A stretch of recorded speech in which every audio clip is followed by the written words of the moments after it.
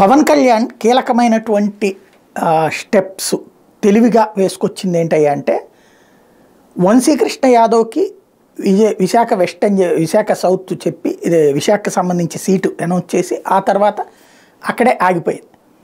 అదే సందర్భంలో ఇప్పుడు పవన్ కళ్యాణ్ కాకినాడని సానా సతీష్ని కాదని చెప్పేసి టీ టైం ఉదయ్కి చెప్పుకొచ్చారు. ఇంకా అక్కడ ఫైనల్ నిన్నటి లిస్ట్లో ఆ పేరు అనౌన్స్ చేయలేదు. తద్వారా ఒక ఆప్షన్స్ పెట్టుకున్నారు, ఒక 3-4 దగ్గర ఆప్షన్స్ పెట్టుకున్నారు. ఇదే సందర్భంలో ఎవరిని ఎక్కడ ఉంచాలో అక్కడే ఉంచుతున్నారు.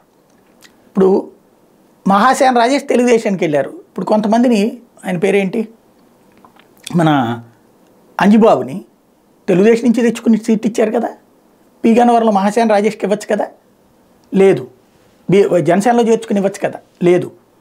ఎందుకు అంటే అక్కడ లోకల్ కార్యకర్తలే అసహనం వ్యక్తం చేయడం వల్ల, ఎక్కడైతే లోకల్ కార్యకర్తలు తీవ్ర ఆగ్రహంతో ఉన్నారో అట్లాంటి చోట్ల తెలివిగా వ్యవహరిస్తూ వచ్చారు, ప్లాన్డ్గానే మూవ్ అవుతా వచ్చారు. మరొక వైపున చూస్తే ఆరణి శ్రీనివాసుల వ్యవహారం కూడా ప్రస్తుతానికి వ్యతిరేకిస్తున్నారు కాబట్టి పెండింగ్లో పెట్టినటువంటి పరిస్థితి ఉంది.